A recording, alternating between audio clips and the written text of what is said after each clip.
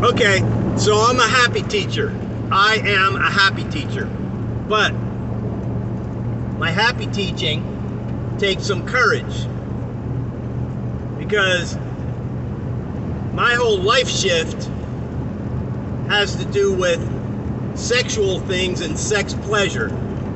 And if you're not allowed to talk about that, then you should turn this off.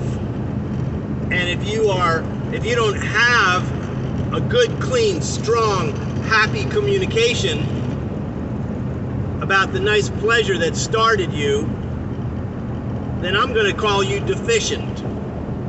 Because we really do need a way of communicating about things that can get dangerous, that can get difficult, and that you can get caught in. Do you realize that you can get caught in a bad habit? Whether it's eating too much strawberry shortcake or spending too much time in habits on your video games or spending too much time at the skate park or too much time watching cooking shows. You can get into all kinds of habits. And one of those habits is the sharing the pleasure habit. So, I want to tell you something straight and clean. When God decided to apprehend me as a friend,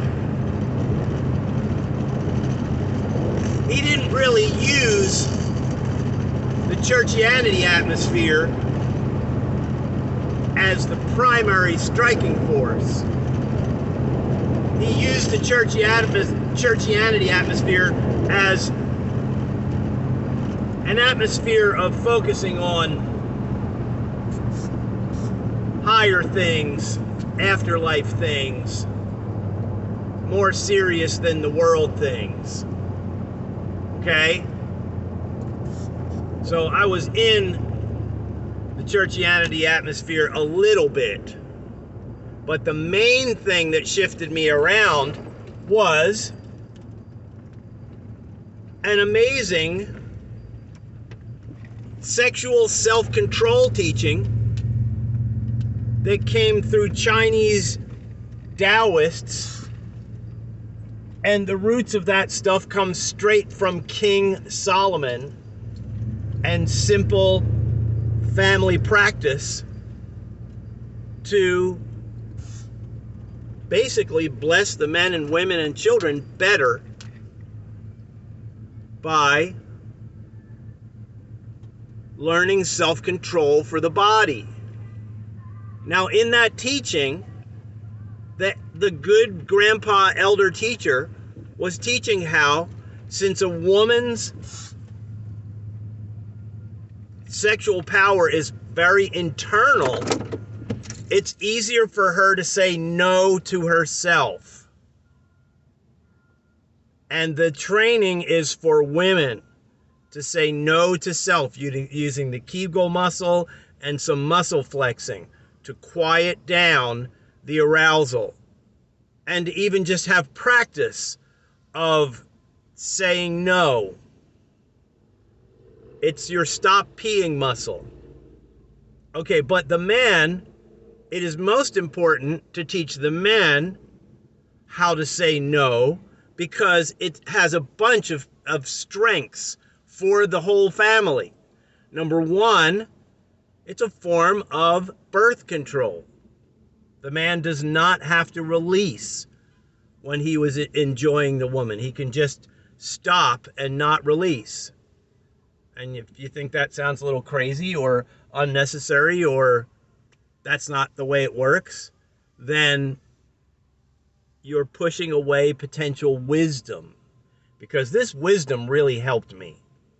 So for the men to learn the self-control, it's a birth control. That's number one. Number two, it is a personal respect power where you're not actually leading with your lower desires. You're actually, your strength for success and business and study and being attentive to a relationship, your success powers are stronger. And then he also said, if you learn how to, the elder teacher said, if you learn how to close your bottom, you will be opening your crown, meaning you will be paying attention to God and higher things much more efficiently and effectively. And that's actually what happened to me. Both of my parents were outrageous pleasure givers, both of them.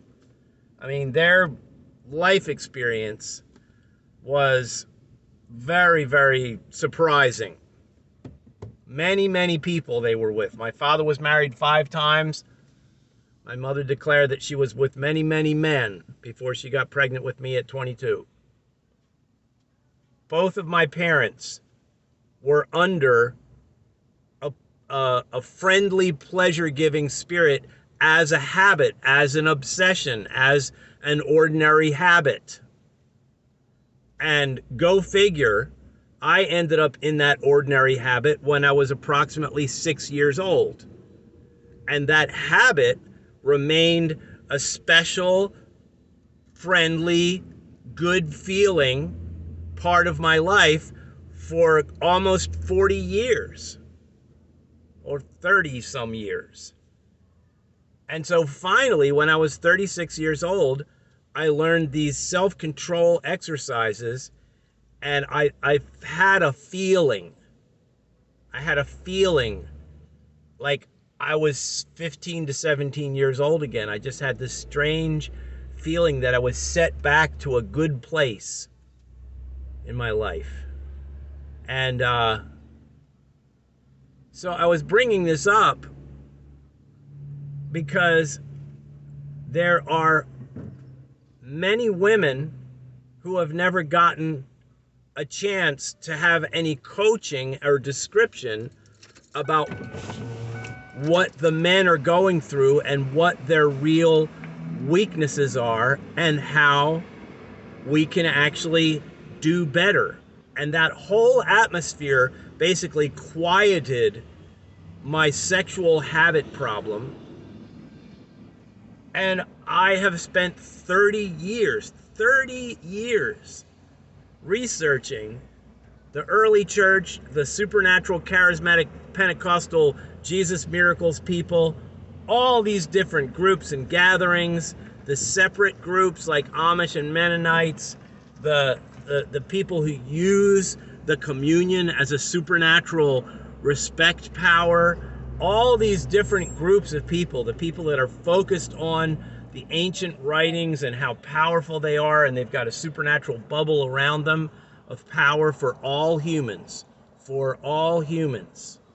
And the Holy Spirit gift is a gift for all humans, for anybody. You don't have to join a special church club to have the power of the Holy Spirit and the special language that has 4 powerful facets. I'm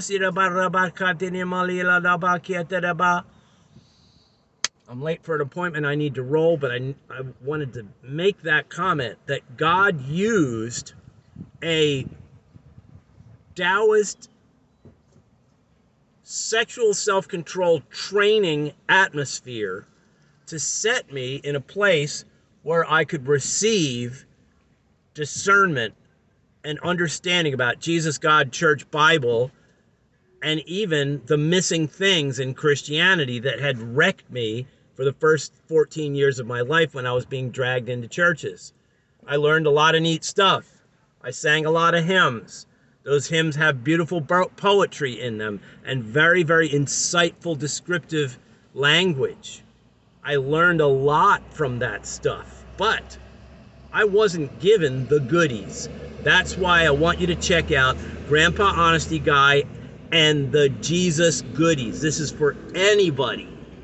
And you can do it in your home. You can build in secret the guidance power of your invisible friend for your life business. It's awesome. It's very fine.